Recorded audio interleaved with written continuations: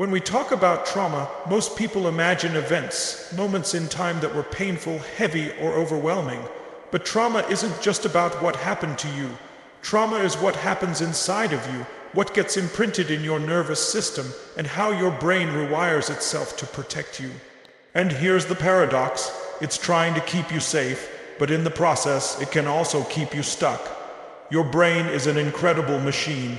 It doesn't just remember events. It creates patterns, associations, and defense systems. Trauma convinces the brain that it must hold on to the past in order to prevent pain in the future. But what that really does is anchor you in a loop, a cycle that feels impossible to escape.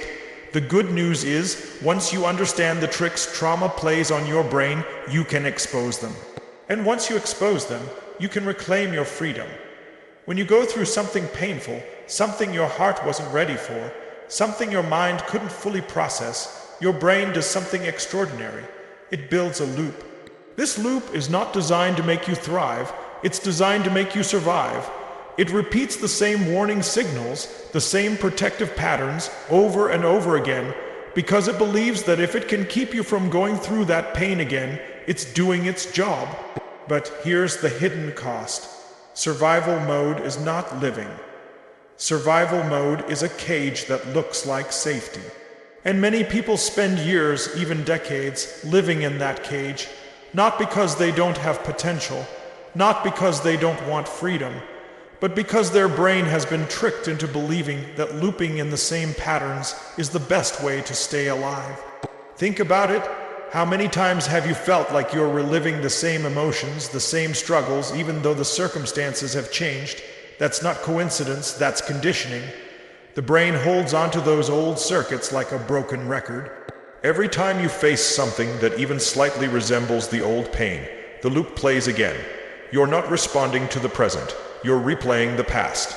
And the loop is powerful because it doesn't announce itself. It feels natural. It feels like this is just the way I am. It feels like truth, but it's not truth, it's programming.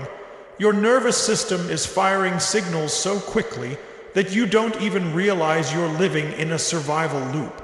It convinces you to avoid, to retreat, to hold back, all while making it seem like wisdom.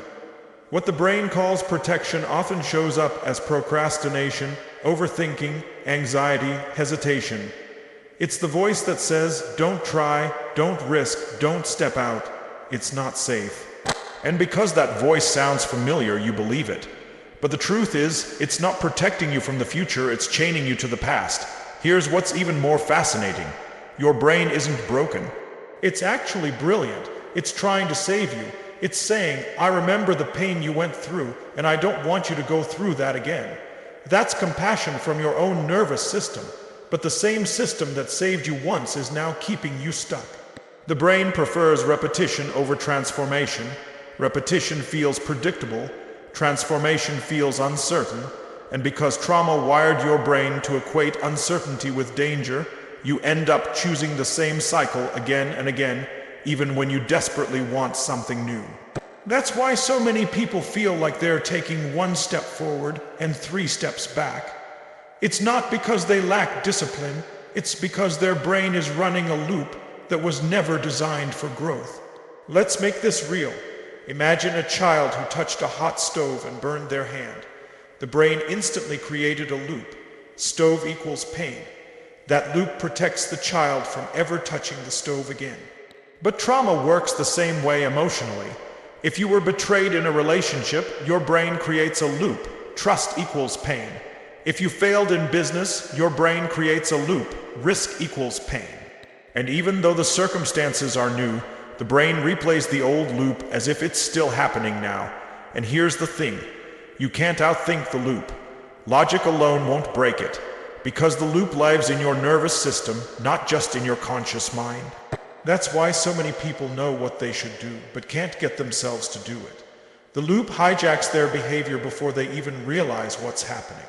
So what's the way out? The first step is awareness. The moment you can recognize, wait, this isn't me, this is a survival loop, you've created a crack in the cycle. That crack is power, because as soon as you can separate your identity from the loop, you begin to see that you are not the loop, you are the observer of the loop. You are bigger than the pattern your brain created. The second step is interrupting the loop. That's where energy comes in. You've got to move differently, breathe differently, speak differently in the moment the loop shows up. Because when you shift your physical state, you send a new signal to your brain that says, we're not repeating the old story anymore. And little by little, you start rewiring the pattern, and then the third step is choosing growth over survival.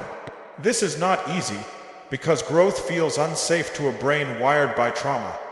But when you decide to lean into uncertainty, when you teach your nervous system that new does not equal danger, you begin to build a new loop. One that says, I can trust again, I can risk again, I can live again. Here's the deeper truth. Trauma loops are strong, but they are not permanent. They're like software, and software can be rewritten. The same brain that was tricked into survival can be trained into freedom. The same nervous system that once kept you stuck can learn to expand, but it begins with recognizing that the loops are not you. They're just patterns, and patterns can be changed. The question is, are you willing to stop living on replay? Are you willing to break the loop, to step into uncertainty, to reclaim the growth that has always been waiting for you? Because once you see the loop for what it is, once you stop mistaking survival for living, you will never again confuse staying stuck with staying safe. Safety is the foundation of everything. When you feel safe, your body relaxes, your mind opens, your creativity flows, and your relationships thrive. But when safety is taken away, even for a moment, the brain never forgets. Trauma doesn't just live in memory, it lives in your nervous system, in the way your body scans the world, in the way your mind interprets every situation. And once safety has been hijacked, every experience gets filtered through that lens of danger. What most people don't realize is that after trauma, your brain doesn't need a real threat to react as if there is one. It can turn an innocent look, a word, a smell, or even a silence into a trigger. And when that happens, your nervous system fires alarms, your heart races, your muscles tighten, and your thoughts spiral. You're no longer in the present moment. You're back in the memory, back in the danger, even if you're sitting in a perfectly safe room. That's the trick trauma plays. It convinces your brain that safety is an illusion, and here's the cost. When you don't feel safe, you don't fully live. You might go to work, you might smile at people, you might keep functioning. But inside, you're guarded. You never fully exhale. You never fully surrender to joy, to intimacy, to opportunity. You live behind invisible walls, walls that were built not because you wanted them, but because your brain decided they were necessary to protect you. Think about how many times you've pulled back from something you wanted because a voice inside whispered, "What if it goes wrong? What if it hurts again?" That's not your truth, that's your trauma talking. That's your nervous system saying, don't step forward, don't trust, don't relax. And because that voice feels so real, you obey it. Not because you're weak, but because your body has been hijacked into believing that fear equals safety. This hijacking shows up in relationships most clearly. You want to connect, but you can't trust. You want to open up, but you fear being hurt. You want to love, but your brain reminds you of every time love brought pain. So you stay half present, never giving your full heart, because your nervous system is playing defense instead of allowing connection. And the cruel irony is, the very thing you crave most, connection, intimacy, love, is the thing your trauma convinces you to protect yourself from. It doesn't stop at relationships. It affects your dreams. When you don't feel safe, you stop taking risks. You stop exploring new paths. You shrink your vision down to what feels predictable. You tell yourself stories like, it's not the right time, or I'll wait until I'm ready. But deep down, the truth is, you don't feel safe stepping into the unknown. And so, safety becomes not the doorway to freedom, but the prison that keeps you from it. And let's talk about the body. When trauma hijacks safety, your body never fully rests. Sleep may be shallow, your muscles may always feel tight. You may carry headaches, stomach issues, fatigue. That's not random. It's your nervous system stuck in hyper-alert mode, refusing to let you fully power down. It's your body saying, if I relax, something bad will happen. And so, even in silence, even in rest, you're never truly at peace. But here's what you need to understand. Your brain is not trying to ruin your life. It's trying to protect you. The hyper-alert system was born in a moment when you truly weren't safe. It was necessary back then, but now that old protection has overstayed its welcome. It's like a guard dog that never stops barking even when there's no threat. At some point, you have to retrain the dog. You have to teach your brain that it is safe to feel safe again. The first step is awareness, to notice when your body is reacting to something that isn't happening now. To pause and ask, is this fear about this moment, or is it about a memory? That single question can create a gap, a small crack of light in the darkness of fear. And in that crack, you can breathe. And with that breath, you can start teaching your nervous system a new story. The second step is regulation. You've got to learn to calm the storm in your body. Breathwork, movement, grounding practices, these are not just wellness trends, they are tools to tell your nervous system, we are safe right now.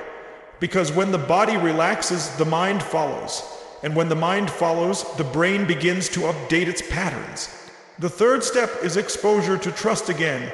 You rebuild safety not by hiding, but by gently stepping back into experiences that teach your body it is okay to open, to risk, to expand.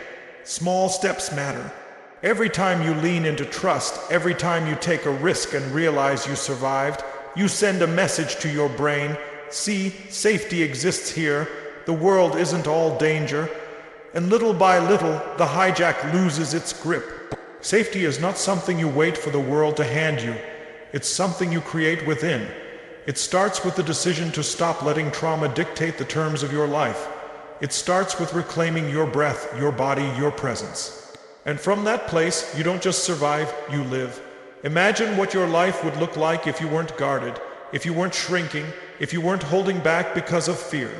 Imagine walking into relationships with your heart open, into opportunities with your spirit free, into each day with a sense of calm and power. That's what happens when you take back your sense of safety. The truth is, safety has always been inside of you. Trauma may have hijacked it, but it didn't destroy it. And once you begin to reconnect with it, once you begin to teach your nervous system that the present is not the past, you'll feel a shift. That shift is freedom. That shift is peace. That shift is the moment you realize you were never meant to live in fear. You were meant to live in fullness. Identity is one of the most powerful forces in human life. Who you believe you are shapes what you do, what you allow, and what you expect from the world. But when trauma enters the picture, it doesn't just leave scars. It rewires the very way you see yourself. The event may have ended years ago, but the story your brain tells about who you are because of it can linger for decades. Trauma has a way of whispering, this happened to you, so this is who you are. And if you don't challenge that whisper, it becomes your truth. What makes this distortion so dangerous is that it feels real. If you were abandoned, your brain may distort that into I'm not lovable. If you were betrayed, the distortion may say, I can't trust anyone and no one can trust me. If you failed, it may say, I'm not capable. The identity doesn't match reality. It matches trauma.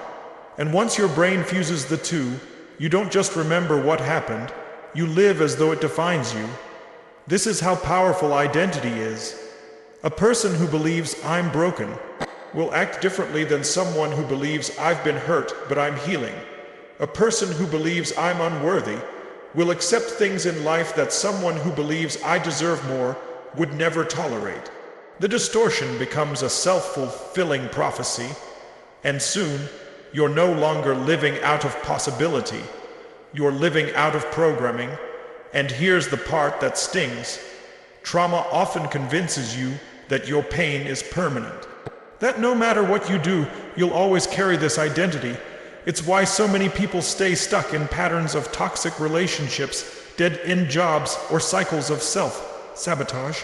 It's not because they don't want better, it's because deep down, they've bought into a distorted identity that tells them they can't have better. But here's the truth. Your identity is not what happened to you. Your identity is the meaning you've given it, and meaning can be rewritten.